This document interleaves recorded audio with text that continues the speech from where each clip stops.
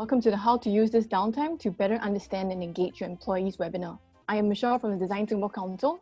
This event is proudly brought to you by the Council in partnership with the Curious People Solution, TCPS for short, a strategic design consultancy. Since we're still waiting somewhat, let's do a quick poll in the room right now. I think we have about 53 people streaming in on the call. So this will be a really intriguing opportunity to find out what's everyone's take on this question. It'll be out for 30 seconds, so we'd like to see what's everyone's answers. Will you choose an empathetic employer over a less empathetic one who pays you more? These are the final results. We have 37% of you voting for totally. That means you will choose an empathetic employer over a less empathetic one. Okay, fair enough. That's what I'll do as well. And we have a whopping more than half, 58% voting for depends. So I think there's also a lot of other factors that we will be weighing upon when it comes to choosing an employment of our choice. So I'll let the speaker share more about that later. All right. I think with that, I'd like to hand over the session to Alfred and Ken, who will be the main speakers for today's empathy session. Hello, everyone. Hello, guys. So I'm Ken here. Yes, I'm Alfred. Okay, I hope you have a very good morning. And thank you so much for those who are joining us from overseas. I will start by sharing a very meaningful quote from one of our favorite celebrity, Oprah Winfrey. Okay, so leadership is about empathy. And of course, empathy is about having the ability to relate and connect with people for the purpose of inspiring and empowering their lives. So we feel that this is a very, very powerful quote regarding empathy. It's about people, it's about empathy is being needed in our everyday life. And most importantly, empathy is bring about good impact for ourselves and also people around us. Okay. So now I'll come in to talk to you about the power of empathy. I'd like to share with you some very, very interesting statistics. Okay, now, this statistics is done by in a US company. It's called the State of Workplace Empathy. It involved 1,000 employees. Now, what will happen when a company takes care of its people? The first thing that comes out here, you can see. Now, what happened is 93% of the employees are more likely to stay with an empathetic employer. So you can see how powerful empathy is. So if an employer or a company is very empathetic, they're likely to stay with them. So there'll be less attrition rate. Okay. Now, this is the interesting one. Now, just now we conducted a poll, right? That's related to this. We'd like to share with you, based on the US survey, 78% of the employees actually will choose a more empathetic company over a less empathetic one that pays more. So what do we have just now, the poll that we have here? Very interestingly, we have about 40% of people will totally be choosing a more empathetic employer over a less empathetic one who pays more. Then for Singaporeans, about 60% of us is on sitting on the fence. It depends, not deciding yet. But interestingly, only 5% will not do so. Okay, so I think this is also very interesting results for the poll that we have taken earlier on. For us, for our Singapore, for the poll result, we have about 40% will totally choose a more empathetic employer compared to 5%. So I suppose about 8 times of them, right, will actually consider they will consider a more empathetic employer. Pretty aligned. Yeah, pretty aligned. Of course, we have about 60% that's still thinking, depends. But if you compare the two extreme case, it's pretty obvious that about 40% of them compared to 5% who will choose the empathetic employer. Now, let's go on to even more interesting statistics. I think this is something that you may be very interested in. What about working longer hours? Now, actually, based on the survey, 78% of the employees are actually willing to put in more effort. They are willing to put longer hours if you are empathetic towards them. Now, we go even one more interesting one. Even you make them work harder and you are unable to give them more money due to a certain crisis or certain situation, what will happen? If 60% of them will stay with you guys if you're empathetic to them. So I think this really shows the power of empathy. We see that if a company takes care of its people, what will happen? Very importantly, the people will also take care of the company. So I think it is very important, especially when there's crises and situation like COVID-19 right now. With these statistics, it's quite clearly that empathy do have a certain power. With the current COVID-19 situation, this next one is a live poll. How has COVID-19 affected your employee morale? Okay, shall give you some time to take part in this poll. We have the poll results coming in. 5% says it's not affected. 7%. 7%, sorry, my mistake. 74% somewhat affected, and very affected, we have about 19%. Yeah, basically, I think the major majority, about 93% will be affected. Of course, 70% more, very, very affected. Yes. So what does it mean in terms of empathy? Empathy is even more crucial at this point in time. I think we can all agree that when the employees' morale is low, and there's a point whereby we really, really need to be more empathetic and show more empathy. Yes. Right? Okay. Especially so when we are so far apart, we are not, we do not have the luxury of being physically near each other. The only thing that we can ever portray or convey or show is empathy through online methods, right? Here we have a quick case study, a real life actual case study with a situation regarding COVID-19 that empathy was applied, and Ken will go through. In Singapore, we are very aware we have this little situation here where we have the COVID-19 situation, and of course involve our migrant workers. So we can see here there are some pictures here. Now in the beginning, when we put the migrant workers in quarantine, the government agency will be providing food for them, the catered food for them. And this is a minor problem that occurred in the beginning. Some of the pictures right here, we can see some of the food that has not been consumed and been thrown away. Now, this is the problem that our government agency were facing in the beginning. And I'd like to share with you how our government agency uses empathy to solve this problem. Now, what our government agency did was this. They do a deep dive really into the migrant workers, trying to understand their needs before this problem can go away. So what do they find out? Now, first, they found out that the migrant workers' eating habits are very, very, very different from ours. They prefer to eat a lot of rice, and also gravy is very, very important to them. Now, that is actually drastically quite different from what a typical Singaporean will eat. For example, for myself, I think about it. When I go and order food, I usually eat less rice and less noodles, for example. But the migrant workers, they like to eat lots of rice, and actually gravy is extremely important to them. And they also found out that eating habits is difficult to change. It cannot be altered overnight. So that's a very important finding that the government agency found out. Some migrant workers has been here in Singapore for many years, let's say about 10 years. So for me, myself, without these insights, without the empathy insights, I may also think that, oh no, if the migrant workers been here for many years, surely they will be able to get used to our cuisine, right? But later did we realize that with the empathy study, it revealed that all the workers, they are working really, really hard, and they got very little resources in terms of their financial resources and also the time resources. So they do not really have the resources to explore the different cuisine, even they've been here for many years. So they are only exposed to their original eating habits. So the eating habits will not change. So with these very, very important insights, right, they form a basis for all the other companies besides the government agency, all the other companies from the F&B sector, from the catering sector, to come together to co-create delights for the foreign workers or for the migrant workers. They started to come out with ways of cooking a lot of rice, using machinery to cook rice, and of course, other owners from the F&B come together to satisfy the needs that are being uncovered in the empathy study and come up with very, very interesting bento, which not only focuses on nutrition, quality, but most importantly, focuses on the eating habits of the foreign workers, understanding what they like to eat. I guess this is the most important part. Finally, of course, our migrant workers get a very happy meal experience. I think to us, a meal experience is very, very important, especially when they're all cooped out, they're all in a quarantine. Meal become a highlight for them. So they will be looking forward to this meal when they are being in the quarantine session.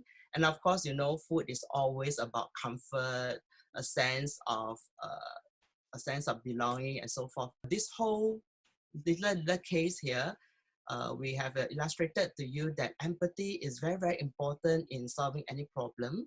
So if we have carried out empathy study properly in the beginning, that forms a very important basis whereby everybody from the government agency, from the companies, from the different industries, they can all come in and then work on the findings from the empathy study and come up with different ideas to bring out a good experience. The next slide deals with something being in Singapore. Now we are going overseas, global, and MNCs such as the Walt Disney Company has actually beginning to rethink about empathy within the organization, especially in their leadership development programs. This is very critical. So this is one of the things that we have also ascertained that are being aligned as well, not only just on a local context, but also globally. So I think now we have established that empathy is very, very important. All of you guys are excited to start, Yeah, right? So how do we start? So we'd like to check with you guys. Okay, do you use an employee engagement survey to understand your employees?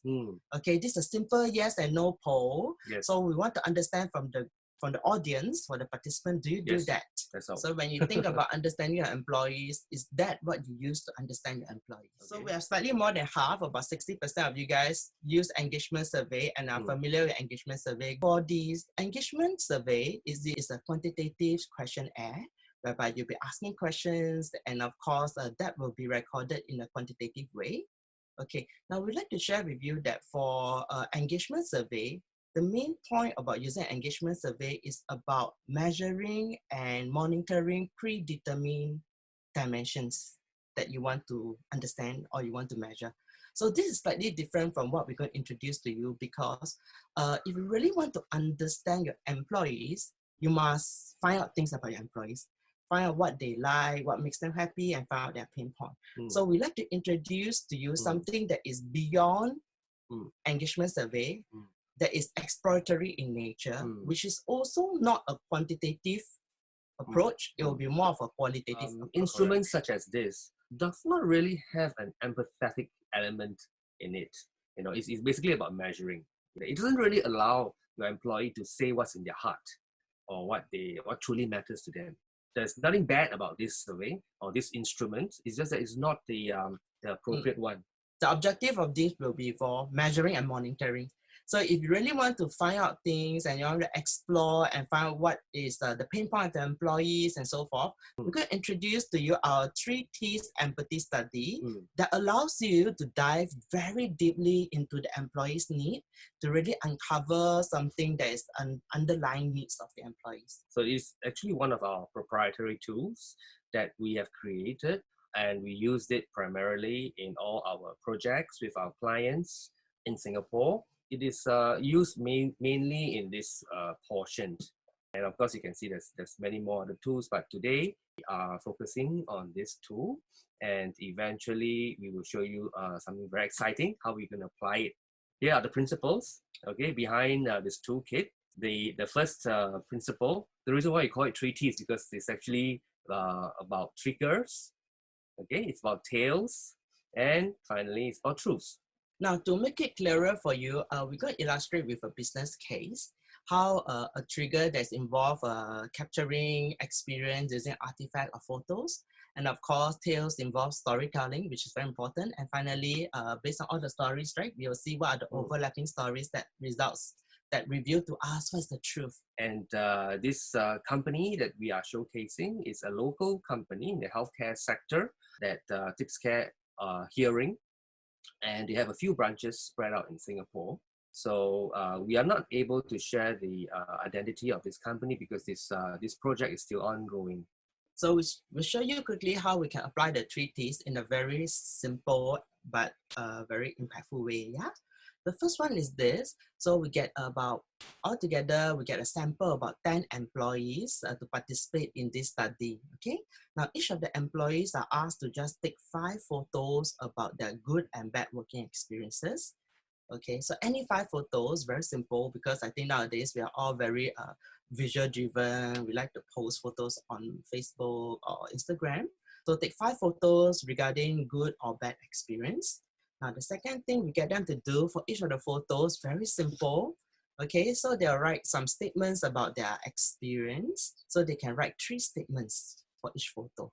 If they need a little bit more instruction, we'll get them to write about anything, about people that are in the photo, about any objects that appear in the photo, environment, messages, or services. So this is a framework from our business design thinking framework. It's called poems.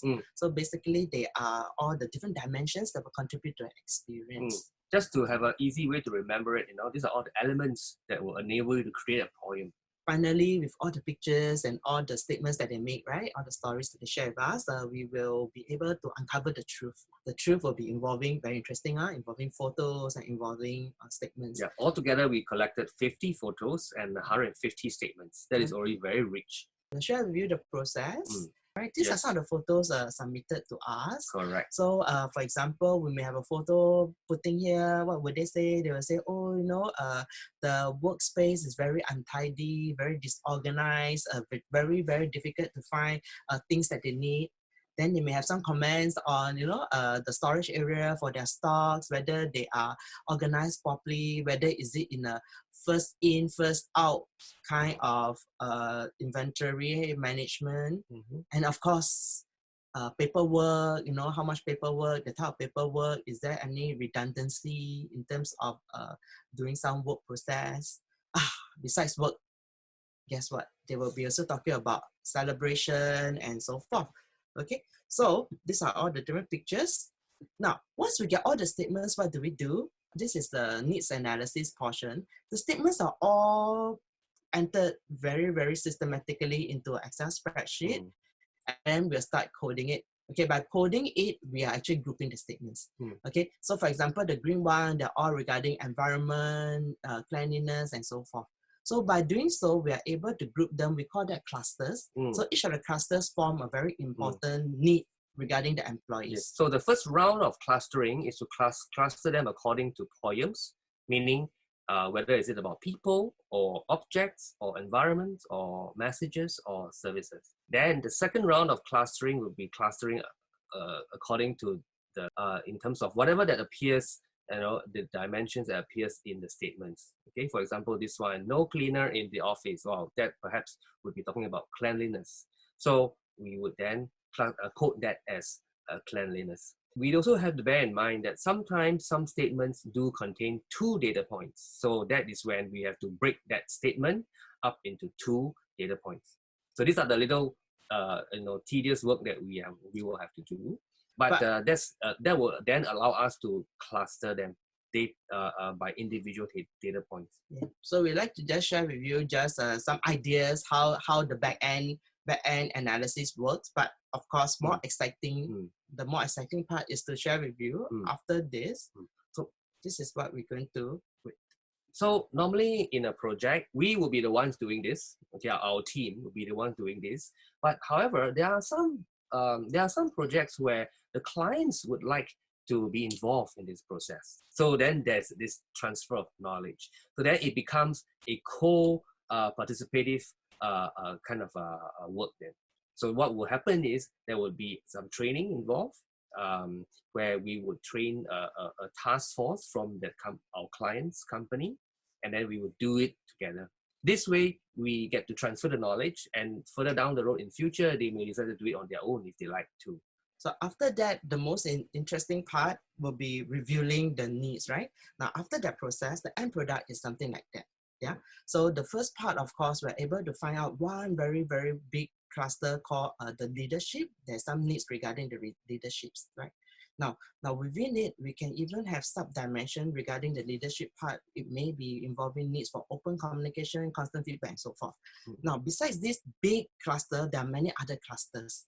So another cluster involving collaboration needs. And of course, you can look at the different dimension inside that supports collaboration needs. And most importantly is these 2 needs are actually related in some way. So if you deal with the leadership needs, somehow you can also be able to deal with the collaboration needs among the employees. And we can review many, many other needs. Of course, there are some needs regarding the physical environment, right? Just now you saw the pictures. We have other needs that is regarding their job itself. That may involve some job redesign and so forth. And of course, most importantly, there's the very important need regarding empowerment all of those needs sums up and supported the need to empower them to serve the customer better in terms of personalization and in terms of fast service delivery. And the photos that we received earlier on, remember what happens to them? Well, they are not lost, they are not thrown away. Now, this is where they come back in action again, and they give us a full visual picture, you know, in paints the picture clearly for us, words and the corresponding pictures. So in this case, straight away we get to see what actually it looks like, you know, for that various clusters. Of course, this is just an example. And also the next powerful thing about this employee needs map is that it is interdependent, as you can see. Leveraging on this principle, you now get to realize that a particular need is not by itself independent. It is actually interdependent with various other needs. That is very critical, very powerful, something that promotes teamwork and collaboration as well. So in order for one to work, there's something else in the puzzle that needs to be in place.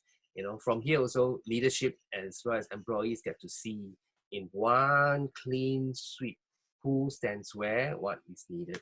And of course, this is a very important starting point before any kind of ideation or any kind of solutioning can start.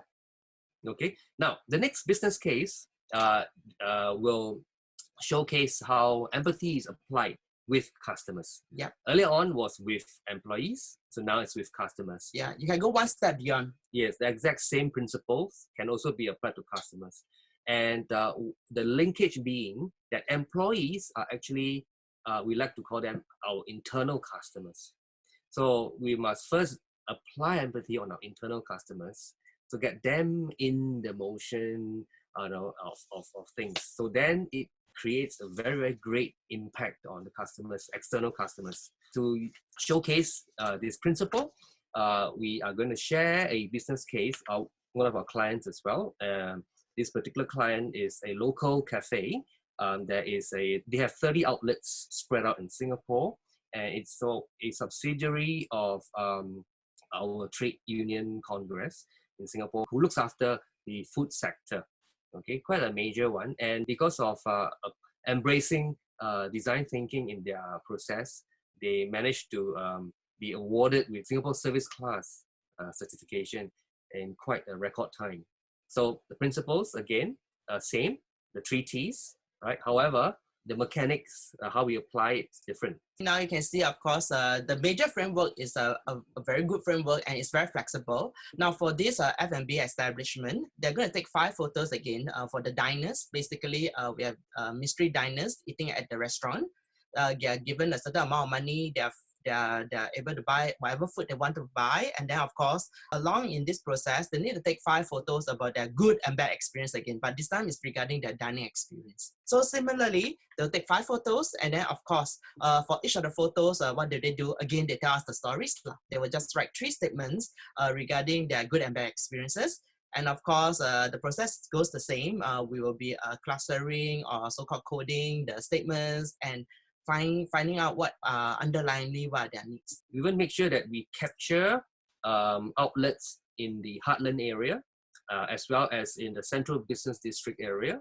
We also make sure that we capture their experiences during peak hours and during non-peak hours, during weekdays, as well as during weekends. So it was pretty comprehensive. And representative. And towards the end of this 2 weeks, we collected 283 photos and 886 statements. Yeah. Yeah. So this will be quite different from quantitative kind of approach where you collect data points and then of course the presentation is in terms of bar charts and so forth, right? Yes. Now for a qualitative approach, you get statements, you get emotional quotes, and also you get photos. So you can see this is very, very interesting, right? These are all the photos that our diners took when they get onto the cafe. This is important because we can actually see through the eyes of our customers when they come to our cafe rather than what we want them to see. Many a times they see what they want to see. There are many things we don't want them to see. Unfortunately, they will also see. Okay, so this is very insightful to us. So Here's some examples, of a photo and a statement that was taken and given to us, submitted by the customer. So I'd like to share with you how we actually found some new discovery, for example. Now, regarding the clean and organized environment, of course, this is something that the customers are looking at, or they're focusing on when they come to our cafe. Okay, originally before this exploratory research, right, our cafe owner, of course, focused on cleanliness regarding what? The dining area. Okay, that is their main focus. They only keep the dining area extremely clean. But with our exploratory survey, we found out that besides dining area, wow, the customers are very concerned about actually the work area as well. What do you mean by work area? You can see right here, picture A, right? Regarding the picture A, basically, when they start ordering their food, they will be looking at the work area, meaning the area whereby the cashier is, where they have the receipts, where how they arrange their plastic bags. They may even peek into the kitchen if they can to see how the utensils are organized and so forth. We realized that actually cleanliness of environment, they actually look at the work area and decide whether is it clean or not clean, and that is already decided even before they walk onto the dining area. So this is some very important discovery, because cleanliness now has two dimensions. Besides the dining area, work area is important. Why is this important? Because before this discovery, then our cafe owner is very focused on cleaning the dining area, and they forgot about the work area, resulting in very, very disappointing customer ratings regarding cleanliness. Okay, so to improve the rating for cleanliness, if you do not truly understand what the customer is looking at, it's unable for you to do so, right? Okay. Now, picture C, very interesting picture. What we did was we enlarged all these photos and we used it as training materials with the employees. And during the training, we did it as a game. We asked the employees to pick 5 photos each. And from each photo, tell us if there's anything wrong or if there's anything right. If the photo depicts things that are right, please share with us why is it right or why is it wrong, right? So an employee actually selected this photo. It was a supervisor, in fact. So what she said was, wow, this is a very nice picture. The staff are very good. What they did was they managed to keep the tables clean. The floor is clean as well, no dirt, no rubbish, and the trolley was folded nicely, neatly, and stacked one side. And the dustbin, wow, they even bothered to be disciplined enough to clear the rubbish as well as change new trash bag. And then she also commented about the stack of boxes of mineral water bottle that was nicely stacked at the corner, So she says, overall, this is a good picture. So, but when we shared the statements with them, so C is just one of them, they were all shocked that it was a total opposite. But because in the customer's eyes, some of the customer mentioned that, when I walk into your cafe, you greet me with a dustbin. This is actually not a good picture from the eyes of the customer. And some customers even commented, things like this, the trolley and the broom should not even be seen. It should be kept. And then there was some customers who always come during lunchtime. Whenever they sit on this seat, they commented that, oh, it's very narrow, very cramped. They will always get disturbed by the staff coming behind them to take mineral water to be sold. That was something very irritating. So they were all very shocked, for the first time ever, seeing and hearing from the customer's eyes. So I'd like to add that, of course, this is very powerful in the sense that the employee's perspective is always different from the customer's perspective. So if employees cannot empathize with the customer itself, they're unable to deliver the required experience. So that's, again, just the first step of everything. Yes. Okay, with this understanding, I think it's half the battle been won, because with this understanding, all the employees later on, you can see they're able to put in their ideas, they're able to put in their effort to actually deliver the customer experience.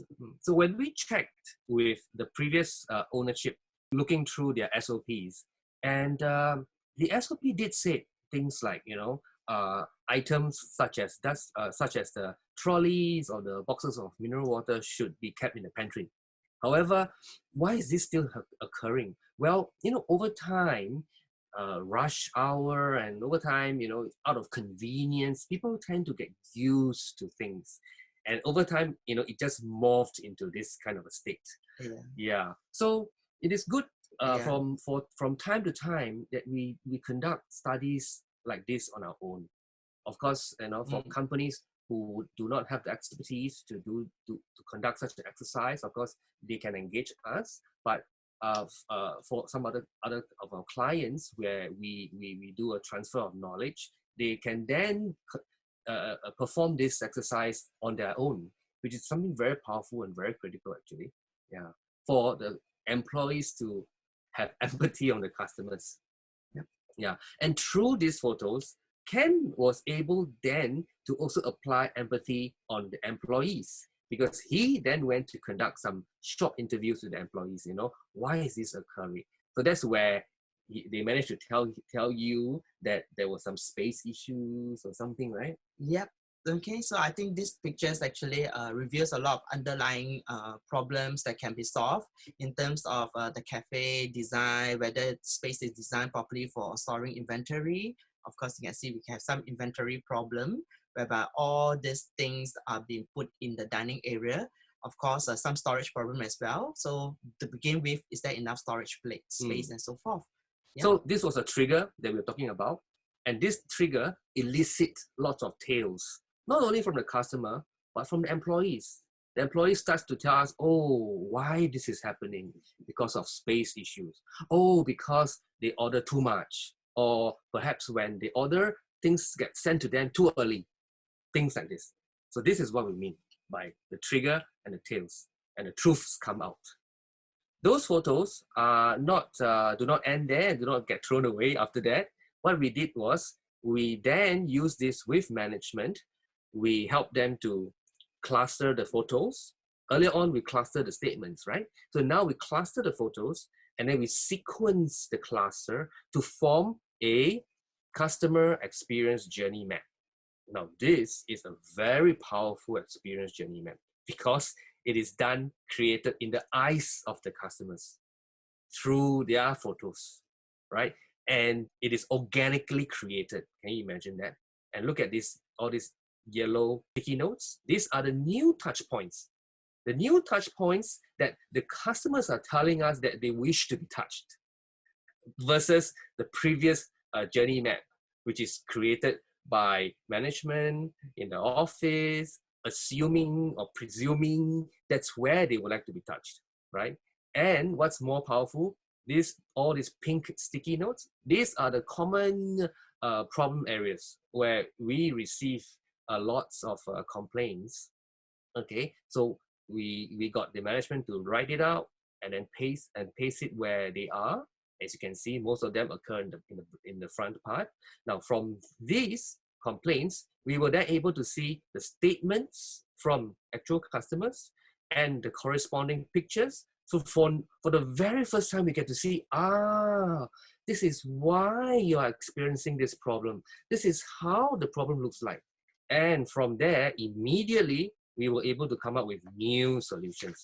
The orange sticky notes were the new solutions in terms of maybe improved SOP or new standards and stuff like that. So this is the power of doing it in a qualitative, empathetic way, right? And of course, here you can see the management doing it. Ken is here, okay?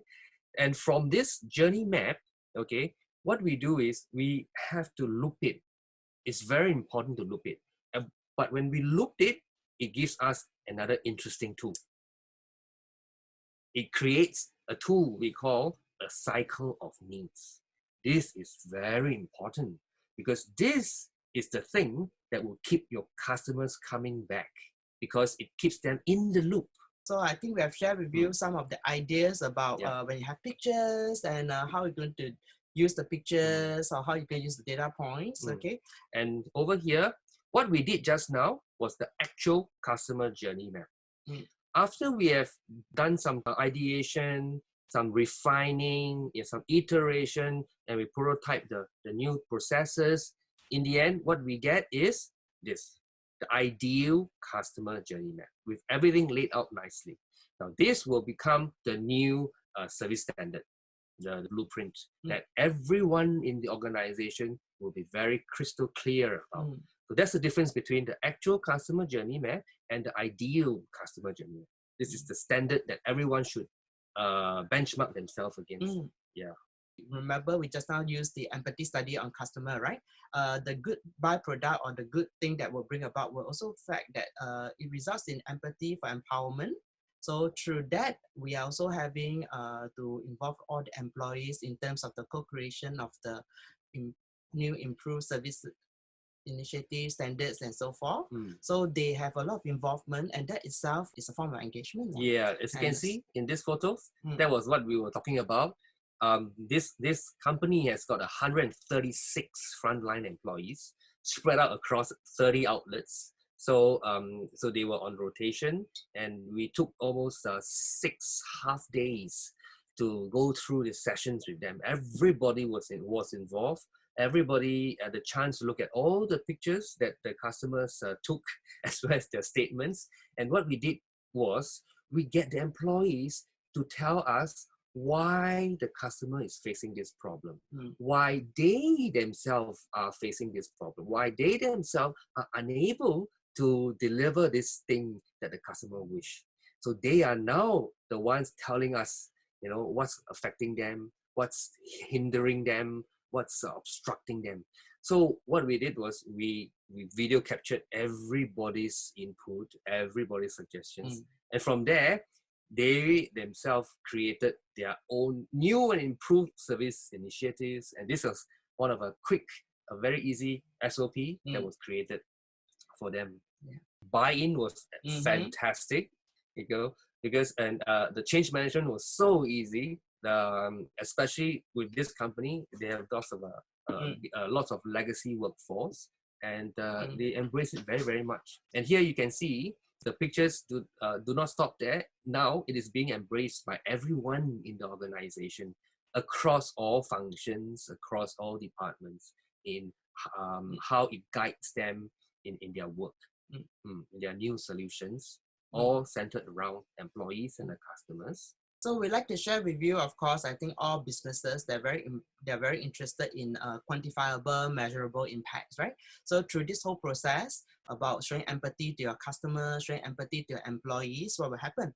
Now for our one case, we have this part. You see the employees' results, better retention, again, 93% of them, 60% improvement in terms of staff attrition.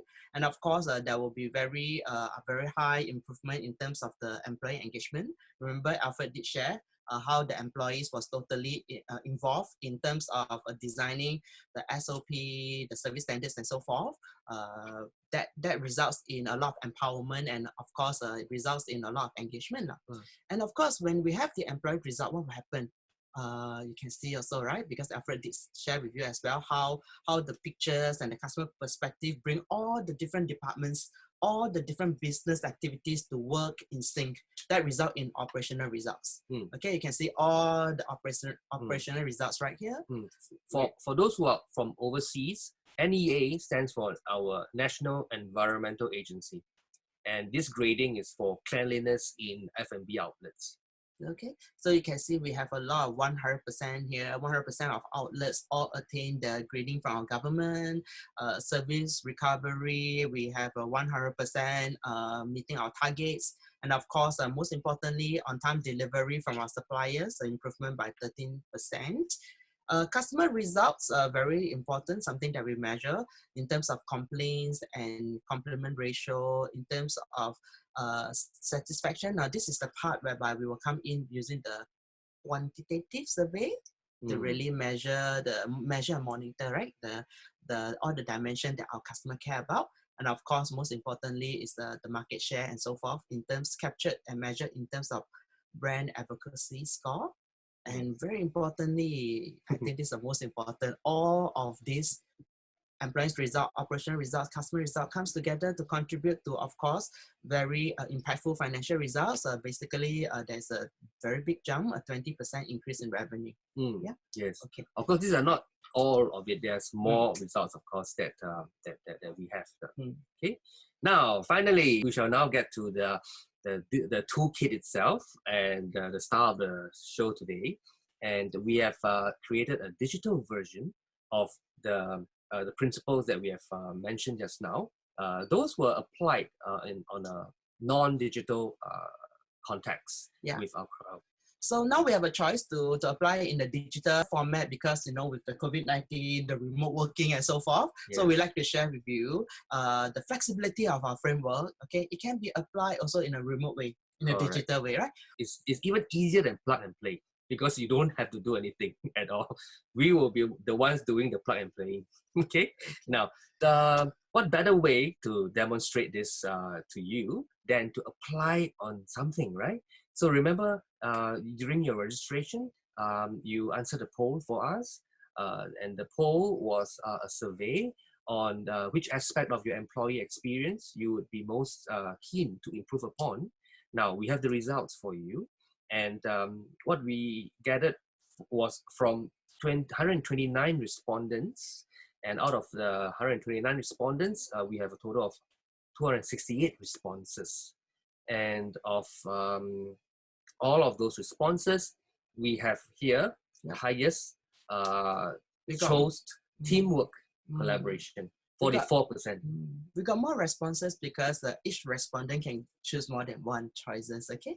So I think with that, I think we consolidated that a lot of you guys, most of you guys are very, the highly voted one is teamwork and collaboration. So right now we're going to apply the digital 3T to this and see how it goes. Right? Yes, so you're going to apply it on this.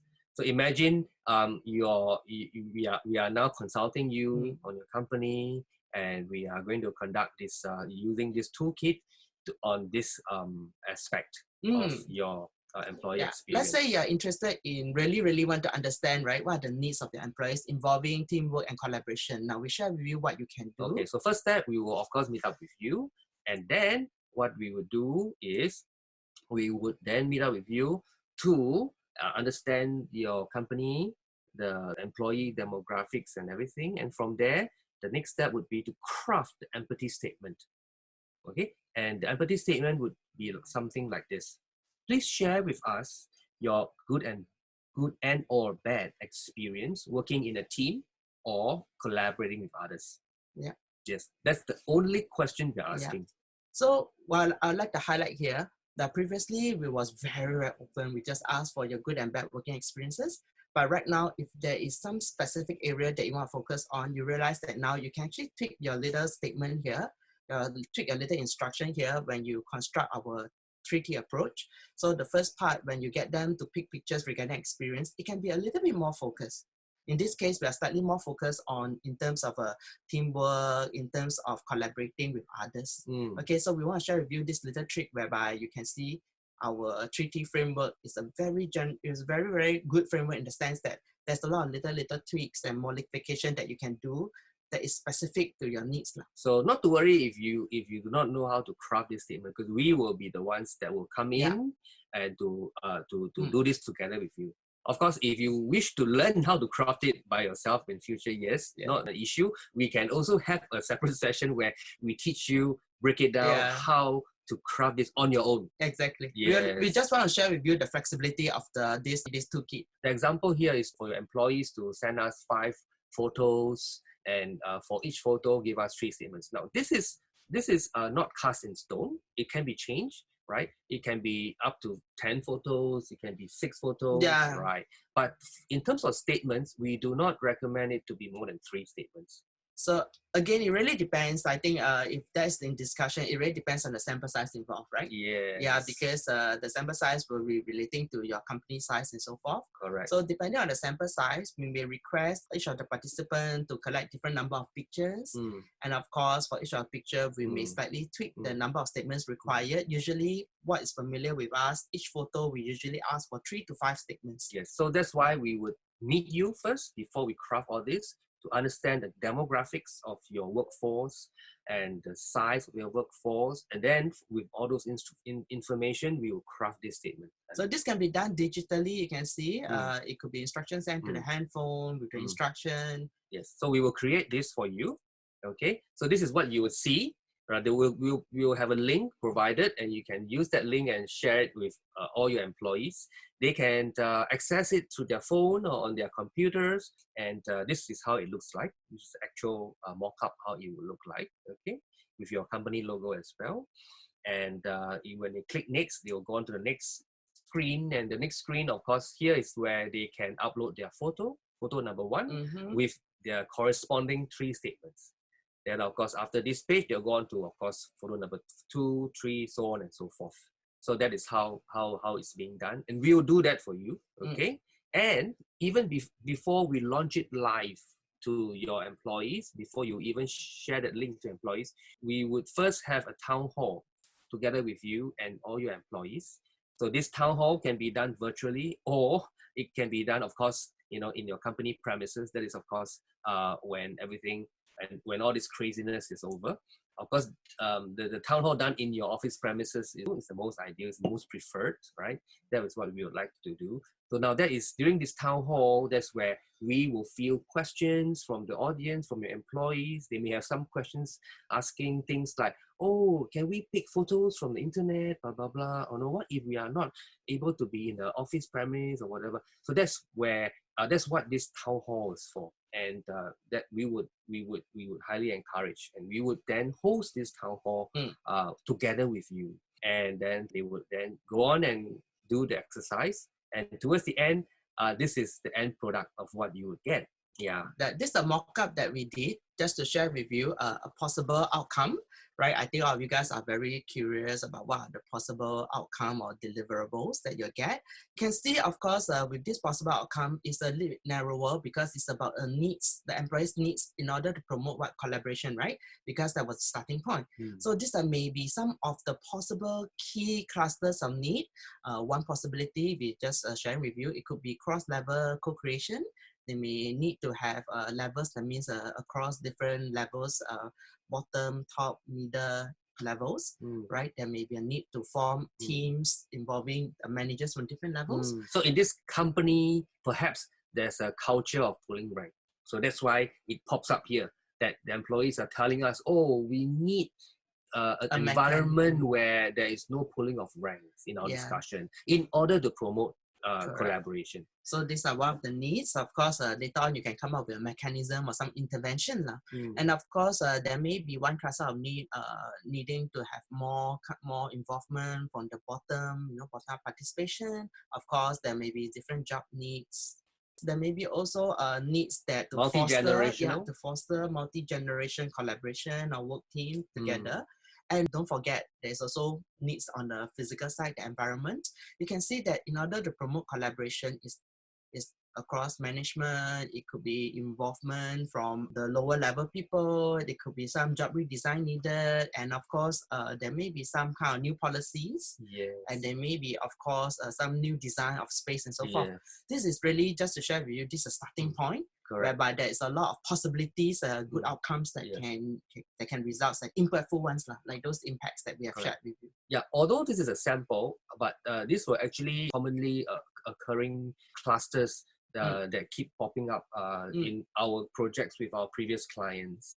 And one that comes up more prevalently, especially in this era of decade, is the multi-generational work team needs. And we see this coming up very, very much because for the first time, actually, in the workforce, we actually get really a multi-generational from very senior right down to the very young Gen Y, right? Correct. So one of our clients was actually Bank of Singapore, who was very concerned about this, and we even embarked on a few series of programs with them, actually, with their HR. Trying to address this arising issue So of course, through this method, if you dive deeper, you can have a really deeper understanding. You know, you may have a need for mindset shifting. There may be a need of upskilling or reskilling of legacy workforce. Correct. And of course, there may be even a need of succession planning. Yes. That may actually bring the two generation closer, right? And finally, of course, you see, the interdependency of all these needs. So each cluster is no longer just a need by itself. You know, you can see from here how they affect other clusters, how each one is interdependent on each other in order to form an ecosystem. So this will be what you'll get if you do a qualitative research, and you can see not really charts, not really bar chart, pie chart. It's more of a map whereby they map out all the needs in a very visual way. Of course, this is just a sample. The actual deliverable to you if you embark on a project like this would be more extensive. There will be more literature that we would accompany this map to explain what it means. For the last bit, we just want to wrap up what we are sharing with you and how does it compare to our the traditional approach I think most of you guys are familiar with, okay? Yes. So one of the key things here is our empathy approach focuses or emphasizes on exploratory, okay? We want to find new things, we want to discover unknown, unmet needs. Now, this is often very difficult to articulate from our stakeholders, so we have to have an approach to get them to storytell for us to really uncover ourselves. Yes. Now, traditionally, I think all of you guys know, in Singapore, we are taught to do a lot of this, measure and monitoring, because why? Statistics and numbers give us a lot of security. Yes. Basically, I'm a researcher and I love statistics as well, but these are the differences between the two approach. They serve different objectives. Currently, a lot of organizations are using this method, of course, the survey, using it in an exploratory way. Yeah, we hope that everyone of you guys understand that when you use that method, you usually don't discover new things. You predetermine things that you want to measure. What we would highly recommend is to do this first, and then once you have identified what the customer's needs or what the employee what are the needs, dimensions that they focus on, and then of course you can design. Then you design a survey that is focused or grounded by all those dimensions. Yeah, then you can measure the right things and monitor the right things, because I think if not, you'll be wasting a lot of resources measuring wrong things and monitoring wrong things. Yes. Okay, now the other very important part is the empathy approach. You can see that we are very, very customer focused, meaning the whole process itself must be engaging even for the customers. So when they're collecting data, it cannot be tedious, it cannot be boring, and it must be all about them. So I think based on research, when we are telling stories about ourselves, we're very excited, we're very happy. So when we are asked to talk about companies, which is not ourselves, our positivity goes a bit down and our energy goes a bit down. Okay. Let me give you an example. We come across this typical statement a lot in a feedback questionnaire survey that goes like this. Oh, please share with us how we can improve to better serve you. Right? This is a very commonly heard question, right? But that one is about, the company. Yes, correct. And as a customer, I'll be thinking that first of all, I do not work for you. I do not know your processes. How can I tell you how to improve, right? However, I can tell you what I like or what I don't like. Or describe experience to you, how my experience, okay? So traditionally, we are very focused on company, asking them about company, how our company do, how our company products do, how is our customer recover, how is our customer service, and so forth. So that results in less engaging for the customer. Yeah. The best is just to ask them, please share with us your good and bad experience shopping with us. Yeah, that will be fun. Yeah, and then of course make sure that it is open-ended. Correct. Okay, now if you don't want to restrict it to just their shopping experience at your company, then you can do this. Please share with us your good and bad shopping experience. Full stop.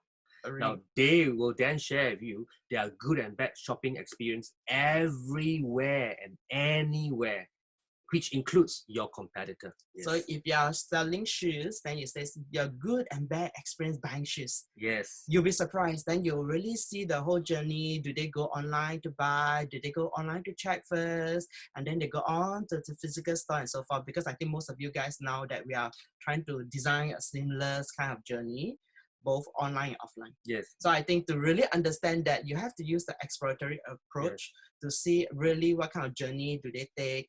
You know, if they're selling shoes, just ask them, no, so can share with us, take some pictures about your good and bad experience buying shoes. Yes. That's about it. This was the exact project that we did with Chanel, one of our clients, just end of last year. Chanel regional office in Singapore, and the empathy statement was, please share with us your shopping experience, buying, purchasing, using fragrances and beauty products. Luxury product. Yes. Luxury product. Yes. Yeah. Full stop. Yeah. You know, it did not even rock back to with Chanel.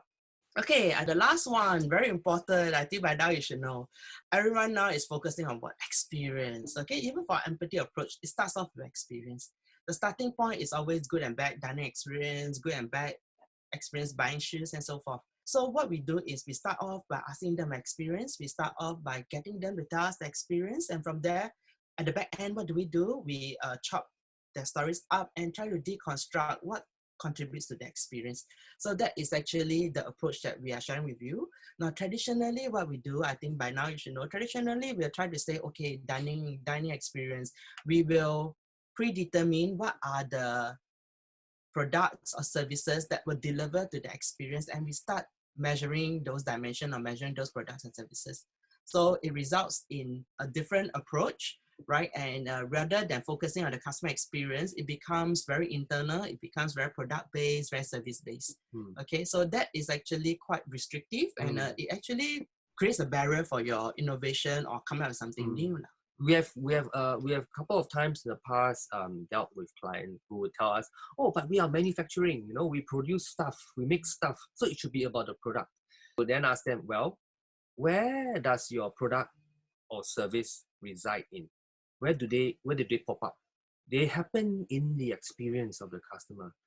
That is how and why you should focus on the experience. It is the experience of first knowing your product.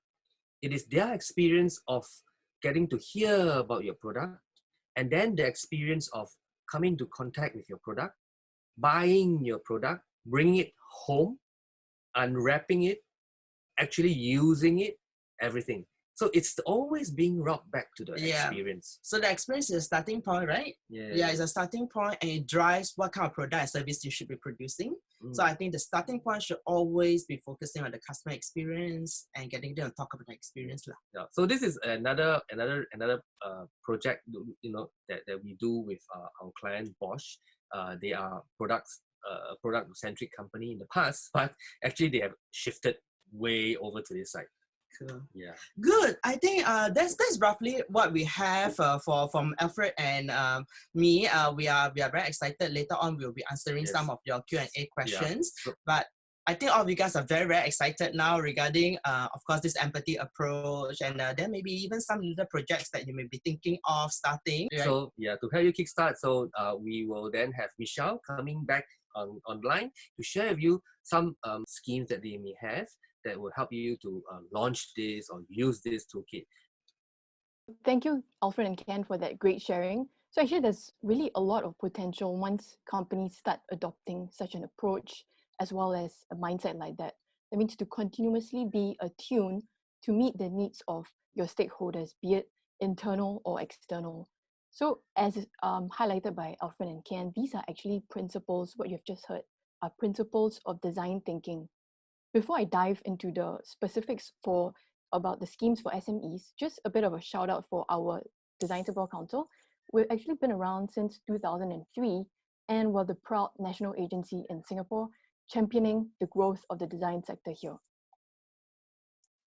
So really, our ultimate vision is to help Singapore become an innovation-driven economy, as well as a livable city by design by 2025. So when I say design, it's design meaning anything that range from classical disciplines like graphic design, fashion design, product design, architecture, all the way to emerging design disciplines like experience design, what Alfred and Ken have shared, service design, as well as design strategy. So as the Design Council, we understand the importance of using the design thinking approach for businesses. And so we have recently rolled out schemes in collaboration with Enterprise Singapore, ESG for short, around the use of user journey mapping for SMEs. If you like the approach you heard earlier from both of them, and you wish to use this for your business, you will definitely find this scheme very useful for you. This scheme is the user journey mapping scheme. Depending on your budget as well as your appetite, we're offering 3 different variations of what we call the UJMs for short to companies, subsidizing up to 80% of the cost. So in each of these options, you have the choice to work with your preferred design consultants, Ken and Alfred being one of them.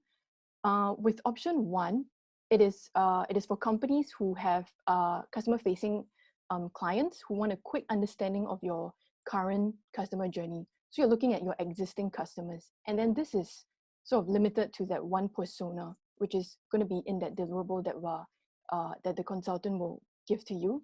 Whereas in option 2, it will be a slightly more extensive version covering up to 3 to 4 personas for businesses who are thinking of reaching out to potentially new customer segments on top of your existing customer segments.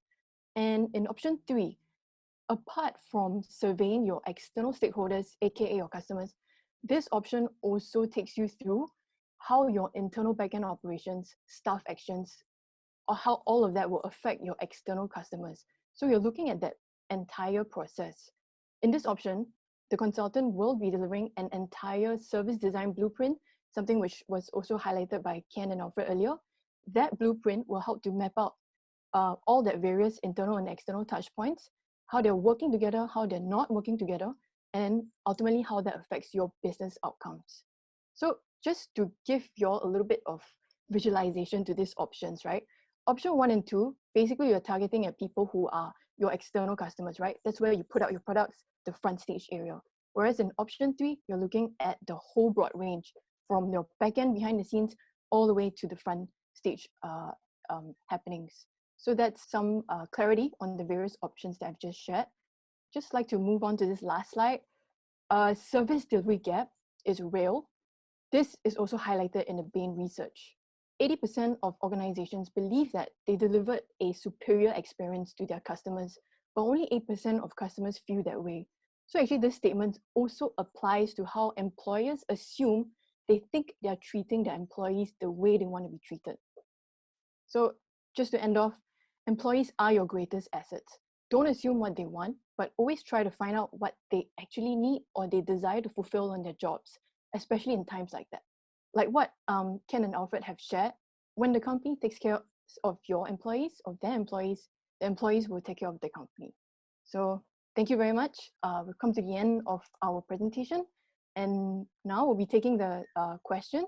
We will start with the questions around the empathy toolkit.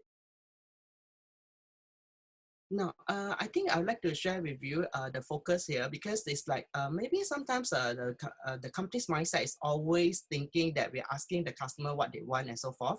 But right now, we're just asking about their good and bad experiences. We are not asking what they want. We are actually at the back end trying to uncover their needs, and we will design something that aligns to their needs. If I understand your question correctly, it says here, as the approach is more customer driven, sometimes clients might be a little insistent on the direction, focusing from their point of view, right? Now, that is precisely what we want. We want to hear the customer's point of view, you see? Yeah, so we would let them tell us exactly what they want to say from their heart. That's why we say it's empathy, by hearing what they want to say. You get me? So from there, letting them say all they want to say, we just gather it. Then on the back end, we would then dissect it, analyze it to understand, why, to understand their point of view. So the whole idea of this empathy tool is to extract their point of view, which we would normally unable to do using a quantitative method or quantitative style of surveying. Yeah, so that is the power of this particular tool. And also the approach is also not truly customer driven. It can be employee driven, because an employee is also your internal customer. So if we tweak, we shift our mindset a little bit and treat the employee also as a customer, but an internal one, that same principle and the same tool can also be applied on employees. And then it is their point of view, which is the golden nugget that we are looking for. Correct. Yes. Yeah, so I think holistically, I think Alfred done a good job in explaining. Holistically, there's a balance because there's another stage called the ideation stage. The ideation stage actually involves all the employee from the employee point of view, how to really deliver the whole products, whole system to satisfy the customer needs. And also, the other thing that we would like to further clarify with you here is, you mentioned here, how do you find a balance and strike a midpoint to satisfy both ends? When you say both ends, which is the other end that you are referring to? May I know?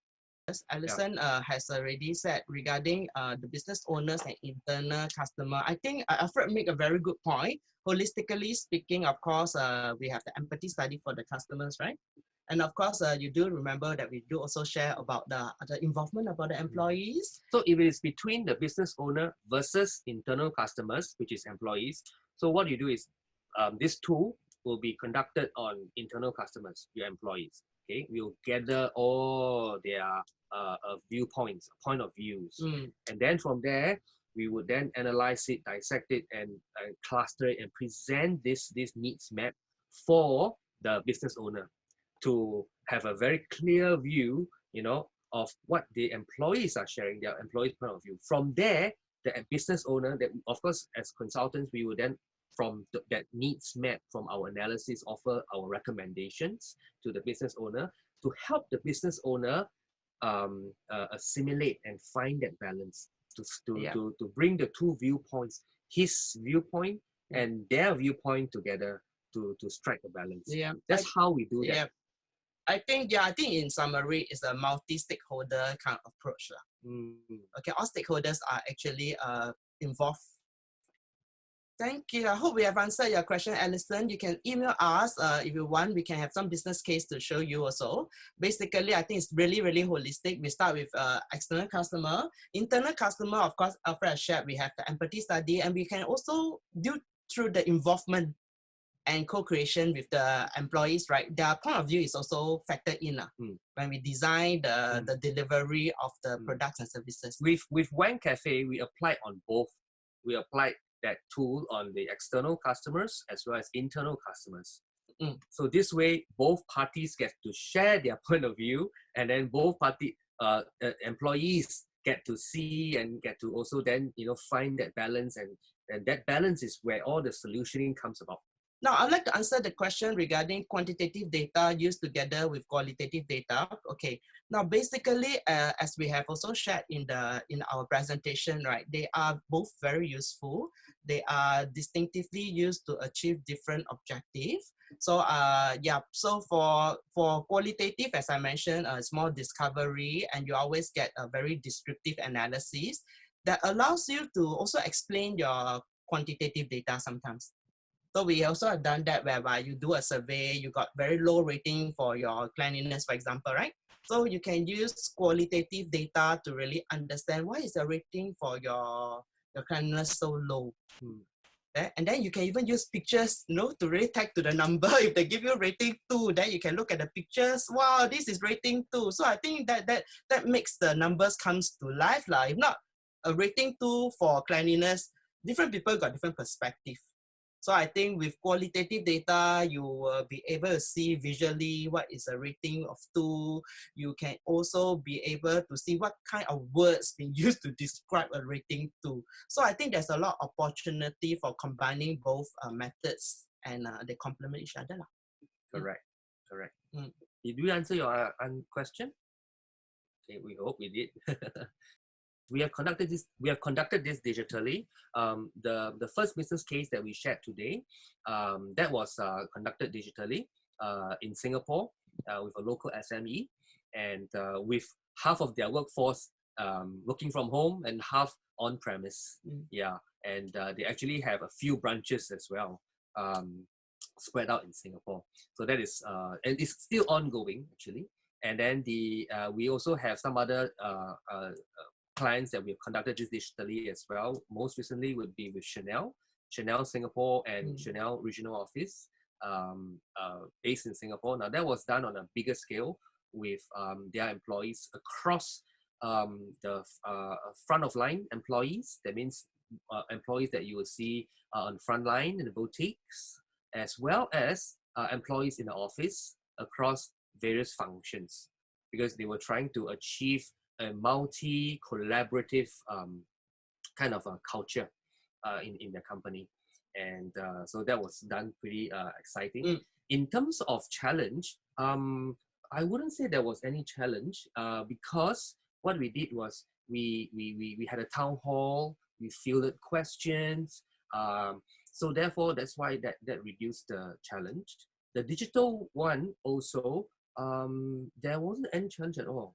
It was very smooth. I think everybody took to it like ducks to water. it's pretty popular. I think nowadays everybody loves to have all these picture taking, uploading, downloading. I think they have no issues.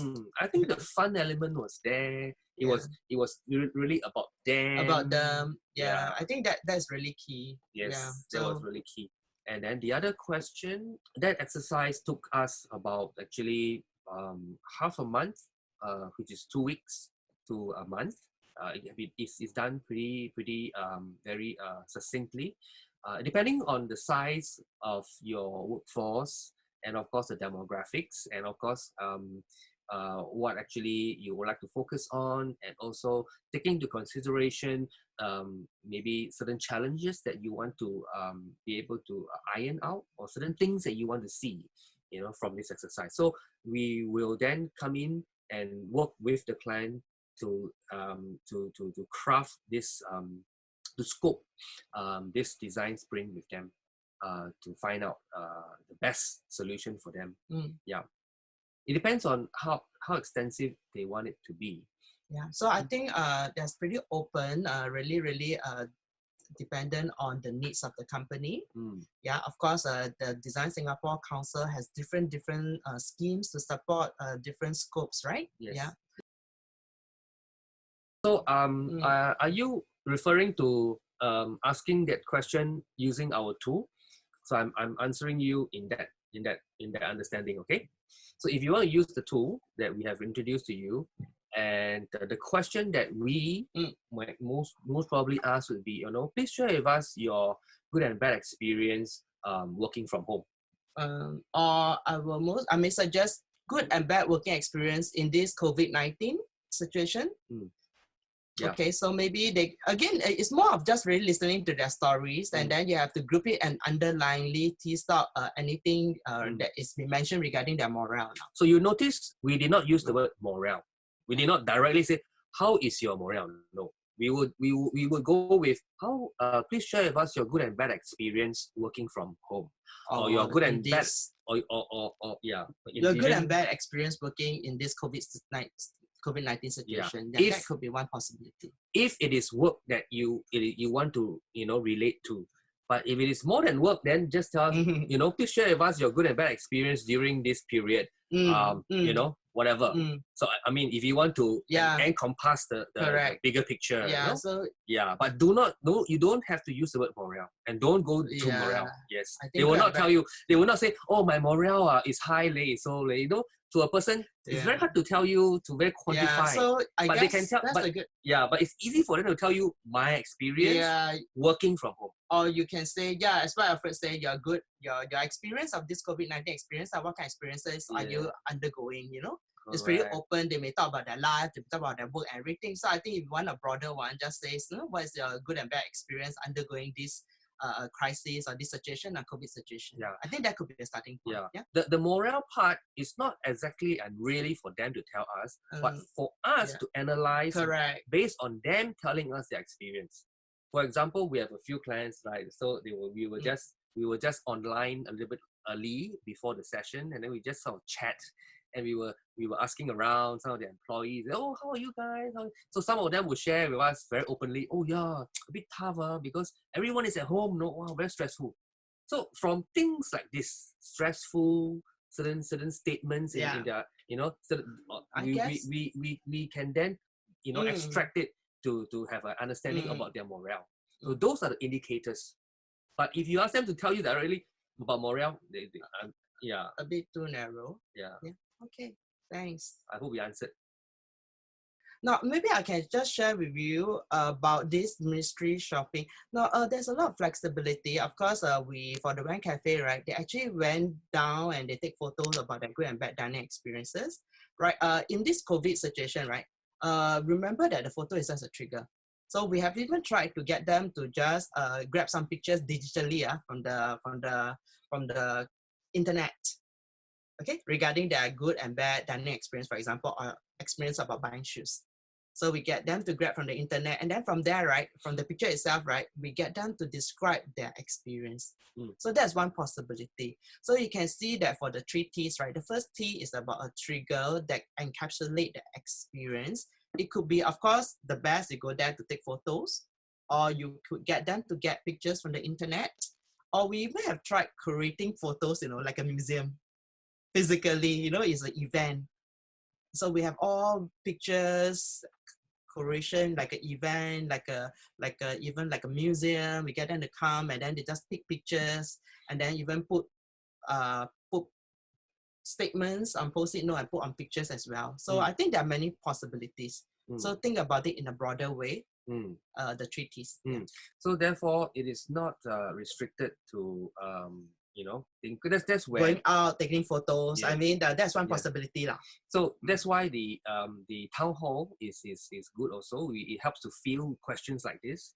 In our past projects, this question pop up quite regularly. So that's where we then explain to them, you know, oh yes, I know you are currently at home. Take for example, F&B service. Okay, you're asking a customer to participate to give you their good and bad experience about F&B service. So you can still do this even though it's COVID-19, you know. So I'm sure there will be those who don't go out to tapao, so they will order food delivery. So they can already, by that itself, they can take the pictures.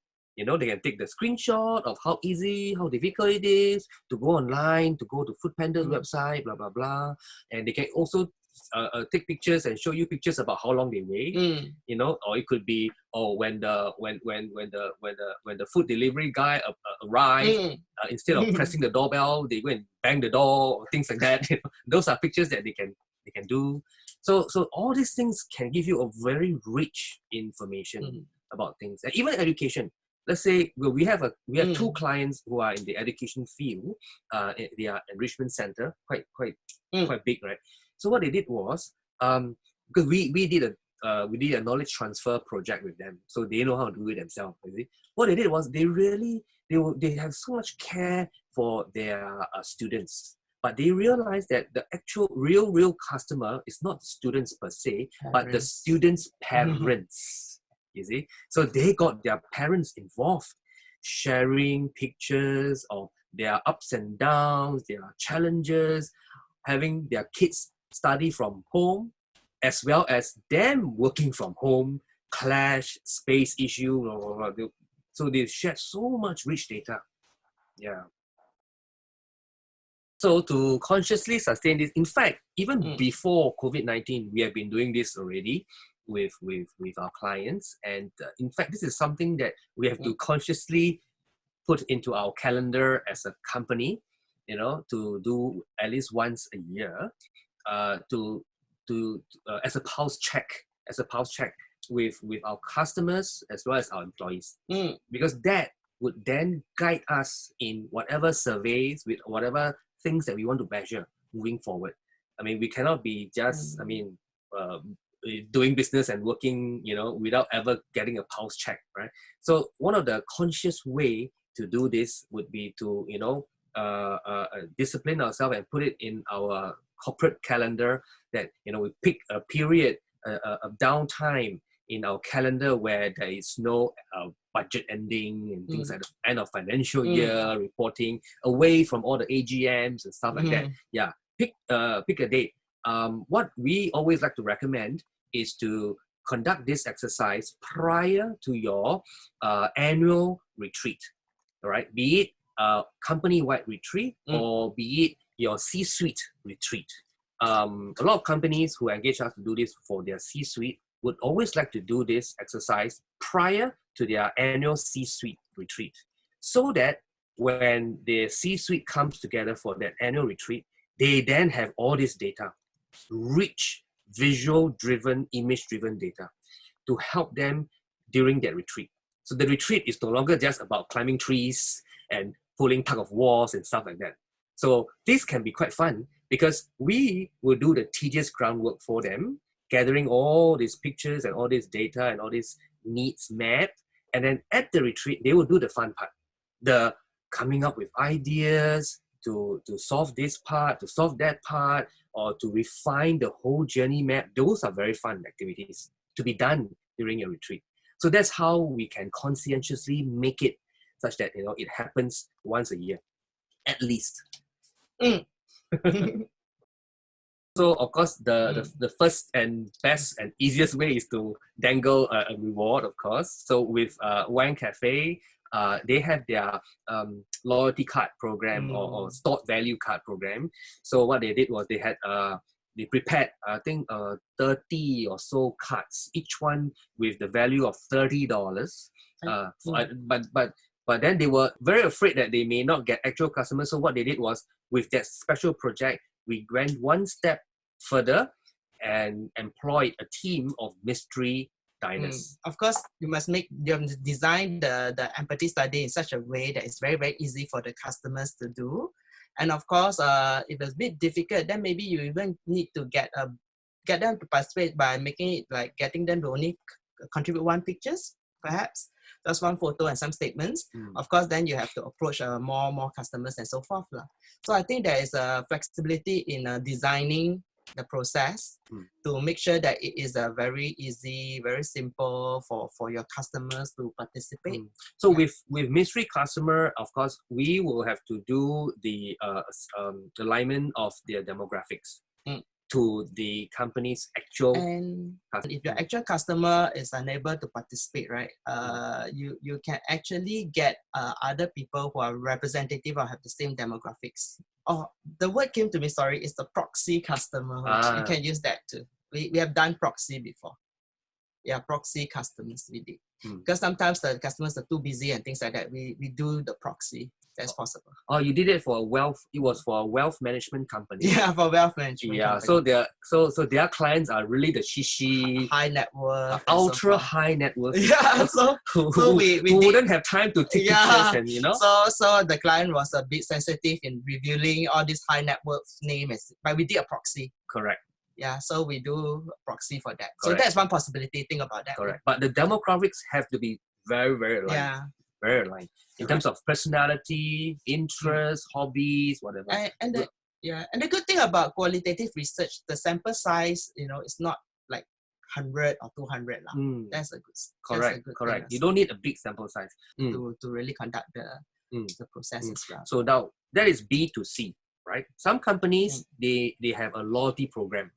And when they reach into their loyalty program database, these are their fans. Now, it is good to always tap on this group of customers.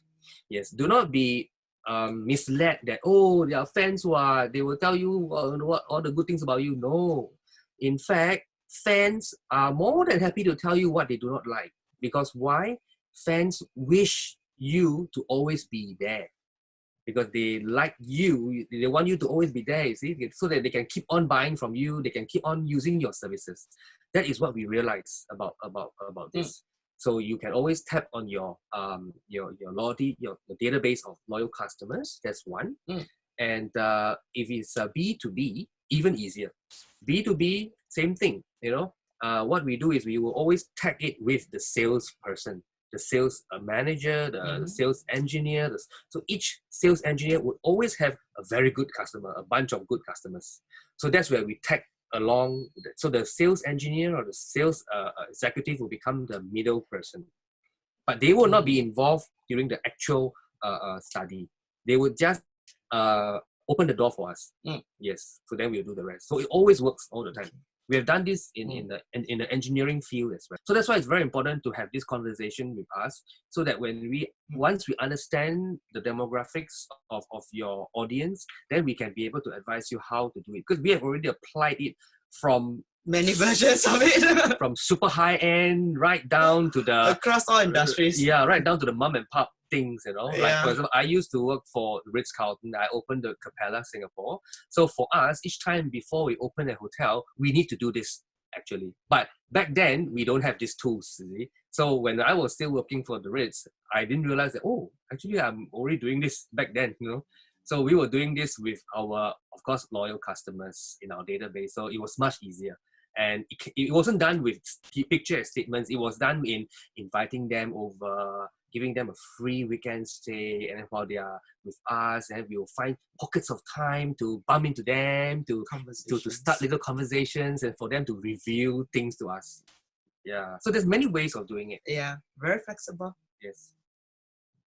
Okay, Good. I think thank you everyone for your questions. Are we going to have any more questions? If that's the last question, then this is our last slide. So we hope they've gained some valuable insights on how you can better understand your employees. I think we're getting some feedback as well from the participants that, you know, the sharing was very useful. They are now able to know how to better rephrase their questions to help their team elicit more responses and then hopefully provide more insights for their own companies. So on your screen right now, you will see this QR code. You can scan the QR code to get a copy of the slides that we have shared today. And if you have further questions with regards to anything at all, the Empathy Toolkit or the schemes, you can reach out to these emails stated on the slides. Thank you again, everybody. We hope you have enjoyed this session as much as we have enjoyed putting this together for you. And we look forward to organizing more sessions for you. If you'd like to stay ahead of news around the use for design, please also visit our Design Singapore LinkedIn page. And be sure to follow us to stay tuned for more of such webinars. So with that, I'd like to thank everyone and hope you guys have a great weekend ahead and stay safe. Thank you. Thank you. Thank you. Bye-bye.